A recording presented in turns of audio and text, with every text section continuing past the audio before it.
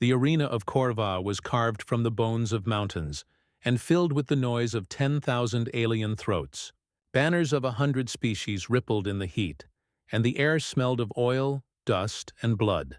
Today was the Galactic War Games, where the strongest of every empire brought their beasts, machines, and champions to prove dominance. No one expected the humans to attend. They were newcomers to the galactic stage, fragile creatures of flesh and bone, known more for curiosity than conquest. Yet when Captain Rhea Solis stepped into the pit, every eye turned. She was small compared to the towering insectoid generals and molten-skinned warriors that filled the stands. Her armor was simple, worn combat plating and the flag of Earth stitched on her shoulder. But what drew laughter wasn't her size. It was the creature walking beside her. It looked pitiful. Four-legged, gray-furred, with ears that drooped and eyes too gentle for war. A dog, the humans called it. The crowd roared with amusement. "Is that your weapon, human?" bellowed a reptilian warlord. "Do you plan to lick us into submission?" Even the galactic chancellor on the high dais smirked. "Earthling," he said through the speakers, "the war games are not for pets. This is a contest of strength, not affection." Rhea only smiled. "Then you'll see both," she said. Her hand brushed over the dog's head. "Easy, Titan," she whispered. "Stay close." The laughter grew louder. Betting screens flickered across the stands. Human odds, 0.001 to 1. The other competitors brought monsters, the size of ships, plated in bio-armor, breathing acid or plasma. Rhea stood before them, a speck with a mutt. The announcer's voice thundered. "Let the trials begin." The first challenge was the test of fear. A psychic field flooded the arena, projecting the deepest terrors of every creature within. Titans screamed, mechs convulsed, alien beasts clawed their handlers. Rhea's vision warped, the smell of fire, the screams of lost comrades. But she stood firm. Titan whimpered once, then went still. His eyes glowed faintly blue, pupils narrowing to slits. The laughter faltered. "Impossible," muttered a telepath in the stands. "That creature has no psychic shield." But Titan wasn't resisting. He was consuming the field, drawing the psychic waves into himself like a storm. Rhea could feel it in the air, pressure building.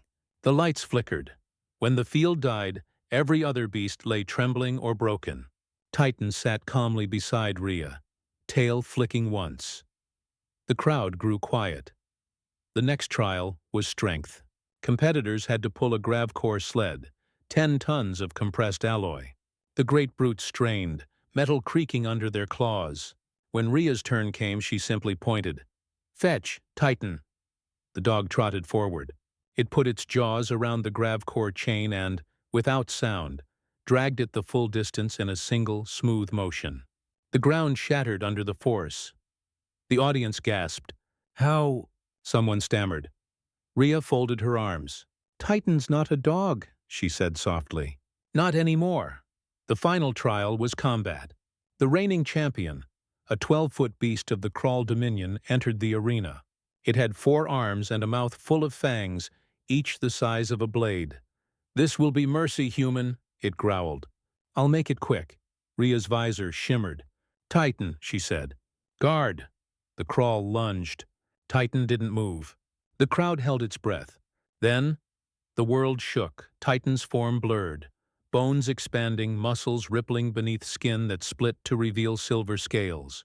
The small harmless dog vanished, replaced by something colossal, an apex predator of engineered wrath and ancient fury.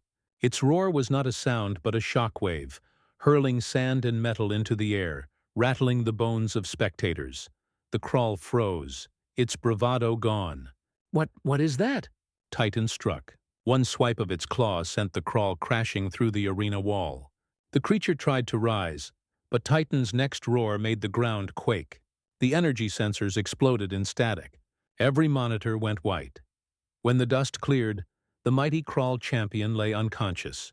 Titan stood over it, chest heaving, eyes burning like twin suns. Silence. Then, from somewhere deep in the stands, a voice whispered, "The human's pet is a god." Rhea walked forward, resting her hand on Titan's scaled flank. "He's my partner," she corrected softly. "And his name is Titan Prime." The Chancellor himself rose, disbelief etched into every line of his face. "You engineered this?" Rhea shook her head. "No, we evolved together. Humans don't control our beasts. We bond with them." Titan turned its head, lowering it gently so Rhea could touch the scar above its eye. The one she'd stitched years ago on a forgotten colony world. "He saved me," she said, her voice carrying across the arena. "So I saved him. That's what humans do." The Chancellor hesitated, then descended from his dais, something no ruler had done in centuries. He approached slowly, his guards trembling behind him. When he reached Rhea and Titan, he bowed. "To the species that tames not through chains, but through loyalty," he said, "I offer the respect of the galactic throne." And the entire arena followed, one by one, kneeling, bowing, lowering weapons. Titan rumbled softly, shrinking back to his smaller form. The mighty monster became once more a dog, wagging his tail and pressing his nose against Rhea's leg. She smiled, scratching behind his ear. "Good boy," she whispered. The crowd, once laughing, now watched in awe as the human and her weak pet left the arena side by side. From that day on, no one mocked humanity again. They learned what every Earth child already knew. Sometimes the smallest creature in the room is the one that carries the loudest roar.